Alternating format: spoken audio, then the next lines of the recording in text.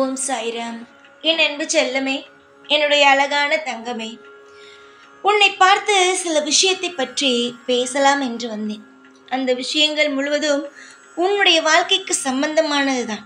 அதனால் நான் என்ன சொல்ல வருகிறேன் என்பதை சற்று தெளிவாக கேட்டால்தான் உனக்கு புரிய வரும். நம் வாழ்க்கையில் நாம் எவ்வளவு பெரிய விஷயத்தை நினைத்து கொண்டு தவறாக இருந்திருக்கிறோம் என்று. நீ உன்னுடைய வாழ்க்கையில் நிறைய நபர்களுக்கு உதவி செய்திருக்கிறாய். நிறைய நபர்களுக்கு உதவி செய்து இப்பொழுது நீ நினைக்கும் விஷயங்கள், நான் எத்தனையோ நபர்களுக்கு உதவி செய்தேன், ஆனால் எந்த ஒரு விஷயமும், எந்த ஒரு பொழுதும், எந்த ஒரு நேரத்திலேயும் நான் செய்த அந்த உதவி எனக்கு கையில் கிடைக்கவில்லை என்று. நீ எவ்வளவு வேண்டுமானாலும் செய்திருக்கலாம் அம்மா, ஆனால் அவர்கள் திரும்ப செய்வார்கள் என்பதை நினைக்கக்கூடாது. அப்படி நினைத்து நீ செய்தாய் என்றால் அது உன்னுடைய தவறான ஒன்று. ஏனென்றால் இங்கு வாங்கிக் கொள்ளும் சிலர் கொடுப்பதற்கு மறந்து விடுகிறார்கள். சில சமயத்தில் சிலர் என்ன தெரியுமா செய்கிறார்கள், இங்கு எல்லோரும் கஷ்டப்படும் பொழுது, கவலைப்படும் பொழுது ஒரு ஆறுதலான ஒரு வார்த்தையை தேடுவார்கள், உதவியை தேடுவார்கள். ஆனால் அதுவே அதே நபருக்கு ஏதாவது ஒரு கஷ்டம் வரும் பொழுது, ஒரு துன்பம் வரும் பொழுது, அந்த நேரத்தில் அவர்கள் திரும்ப செய்யணும், திரும்ப கொடுக்கணும், அவங்களுக்கு அதே மாதிரி ஒரு ஆறுதலான வார்த்தையை கொடுக்கணும் அப்படின்னு நினைக்க மாட்டாங்க. ஏன்னா அவங்களுக்கு அந்த மனசு இல்லை. கை நீட்டி வாங்குவாங்களே தவிர அதை கை நீட்டி திரும்ப கொடுப்பதற்கு மனசு இல்லை. உனக்கு ஒரு விஷயத்த சொல்கிறேன், சரியா கேளு. இதிலிருந்து உனக்கு புரிய வரும் யார் உதவி செய்வா, யார் உதவி செய்ய மாட்டான்னு. ஒரு அம்மாவும் ஒரு பையனும் ரோட்டில் நடந்து போயிட்டு இருந்தாங்க. அப்போது அம்மா ஒரு கடை வந்ததுக்கப்புறம் ஒரு வீட்டு வாசலில் நிற்க வச்சுட்டு கடையில் ஜாமான் வாங்கிறதுக்காக போயிட்டாங்க. பொருள் வாங்கிறதுக்கு போனதுக்கப்புறம் அந்த வீட்டு வாசலில் நின்ன பையன், அவங்க விட்டுட்டு போன பையன், பெரிய பங்களா மாதிரி இருக்குது, அந்த வீட்டு வாசலில் தான் நின்றுக்கிட்டு இருக்கான். அப்போ அந்த வீட்டை உத்து பார்த்துட்டே இருக்கும்போது அந்த வீட்டு வாசலில் ஒரு பழைய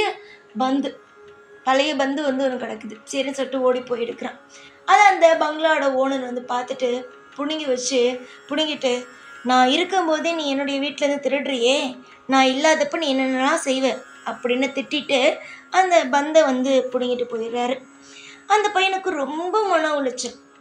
என்னடா இது, உபயோகம் இல்லாமல் கடந்தது தானே நம்ம போய் எடுத்தோம், இதனால் இவங்க ஏன் இப்படி பேசுகிறாங்க அப்படின்ட்டு ரொம்ப மனசு உடஞ்சி போய் சோகமாக வந்துட்டு இருந்தான். அப்போ அவங்க அம்மா கேட்டாங்க, என்னப்பாச்சு, ஏன் திடீர்னு உன் முகத்தில் இவ்வளோ ஒரு வாட்டமாக இருக்குது அப்படின்னு கேட்கும்போது அந்த பையன் சொன்னால் இந்த கதையை சொல்லும் பொழுது, அப்போ அந்த பையன்ட்டு அவங்க அம்மா சொன்னது, இதுக்கு தான் நான் அவங்ககிட்ட சொல்லுவேன், யார்கிட்டையும் எப்போதும் உதவின்னு போய் நிற்கக்கூடாது. ஒரு விஷயம் வேணும்னு போய் நிற்கக்கூடாது. வேணும்னு போய் நின்னாதான் அவங்களுக்கு தேவையே இருக்காத ஒரு பொருள், அது வரைக்கும் அந்த பொருள் அவங்க உபயோகப்படுத்திருக்க மாட்டாங்க. நான் போய் கேட்கும்போது தான் அந்த பொருள் எனக்கு உபயோகமானது அப்படின்னு சொல்லுவாங்க.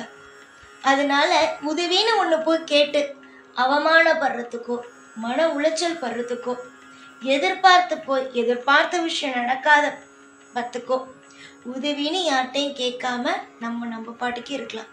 நம்மளால முடிஞ்சா மற்றவங்களுக்கு உதவி செய்வோம்.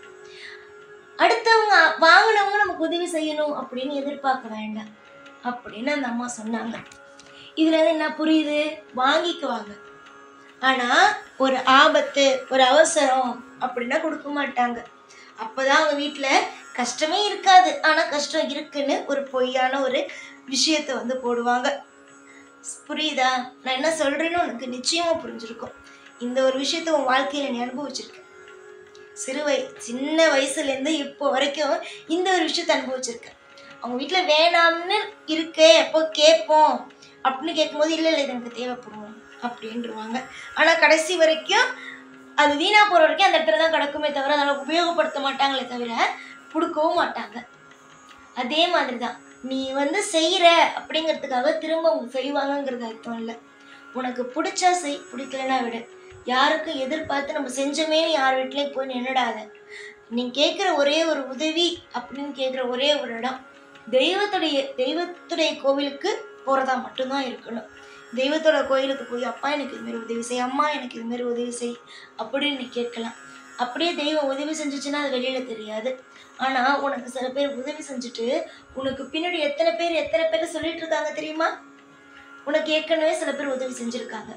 அவங்கெல்லாம் செய்கிற மாதிரி செஞ்சுட்டு உனக்கு பின்னாடி எவ்வளோ கீழ்த்தரமாக எவ்வளோ பேச முடியுமோ அந்த மாதிரியெல்லாம் பேசிட்டு இருக்காங்க தெரியுமா? அதனால யார்கிட்டையும் எதுவும் எதிர்பார்த்து போகும்பொழுது தானே மனசில் ஒரு மன உளைச்சல் வருது. எதிர்பார்க்காத. எல்லா விஷயத்திலேயும் நான் இருக்கேன், எல்லா விஷயத்திலேயும் உனக்கான விஷயத்த நிச்சயமாக நான் செய்வேன் அப்படின்னு நம்பு. எப்பொழுதும் உறுதியோடு இரு.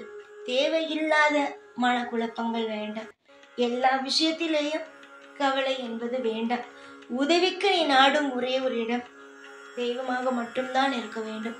நாம் செய்தோம், அதற்காக போய் ஒருவனிடம் போய் கேட்போம் என்று போய் கேட்டார், அது நிச்சயமாகவே மன உளைச்சலை மட்டுமே தரும். காலம் முழுக்க உனக்கென்று நான் இருப்பேன். ஒவ்வொரு விஷயத்தையும் செய்து கொடுத்து உன்னுடைய கர்மவினையை போக்க நான் இருப்பேன். அதனால் கவலை என்ற ஒன்று எப்பொழுதும் எந்த ஒரு நேரத்திலேயும் வேண்டாம். எதிர்கொள்ள நிறைய விஷயங்கள் இருக்கிறது. மற்றவரை நம்பி நம்பி நம்பி ஏமாந்து போவதை விட மற்றவனை நம்பாமல் இருப்பதே மிக மிக சிறந்த ஒன்று.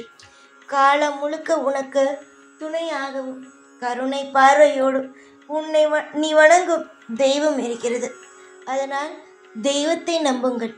உங்களுடைய மனசாட்சியை நம்புங்கள். உங்களுக்கு ஒரு விஷயம் தேவை என்றால் அதற்காக நீங்கள் ஓடுங்கள். நிச்சயமாக உங்களுக்கு நல்ல வழியே பிறக்கும். உன்னுடைய வாழ்க்கையில் எல்லாம் கூடிய சீக்கிரமாகவே சரியாகும். எந்த ஒரு நிலையிலும் உன்னுடைய வாழ்க்கையில் நீ மனம் உடைந்து விட மாட்டாய். நிறைய இடத்தில் உன்னை நான் கைவிட்டு விட்டேன் என்று நினைக்கிறாய். ஆனால் அது உண்மை அல்ல. அது எல்லாம் உன்னுடைய வாழ்க்கைக்காக நான் கொடுத்த பாடங்கள் மட்டுமே. உன்னுடைய வாழ்வில் நீ காணும் ஒவ்வொரு விஷயமும் கூடிய சீக்கிரத்தில் அற்புதமாகவே இருக்கும், அதிசயமாகவே இருக்கும்.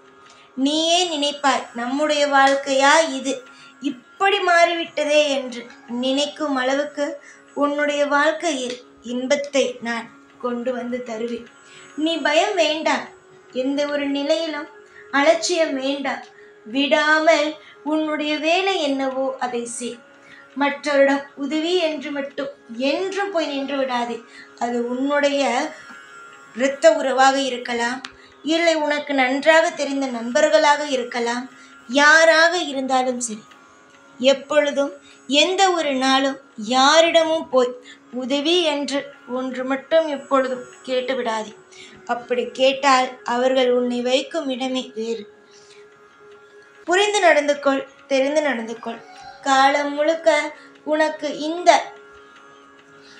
கடவுள் உனக்கு இருப்பேன், உனக்காக ஒவ்வொரு விஷயத்தையும் செய்து கொடுத்து கொண்டு உன்னை வாழ வைத்து கொண்டு எல்லா நிமிஷத்திலேயும் உனக்கு துணையாக இருப்பேன் என்று நம்பு.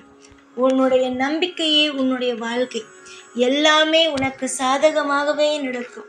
நீ தேடும் ஒவ்வொன்றையும் உன்னுடைய வாழ்க்கையில் கொண்டு வந்து சேர்ப்பனே தவிர ஒரு விஷயத்தை கூட உன்னுடைய வாழ்க்கையில் நான் தவறாகவே செய்ய மாட்டேன். எதிர்பார்த்த காலங்களோ கூடிய சீக்கிரம் உன்னுடைய கையில் வந்து சேரும். எதிர்பார்த்த ஒவ்வொன்றும் உனக்கு நடந்திட, உன்னுடைய வாழ்க்கைகள் செலுத்திட எல்லாம் நல்லதே. எப்பொழுதும் உன் கூடவே இருந்து உன்னை காப்பாற்றுவேன். இந்த சாய்நான். ஓம் சாய்ராம்.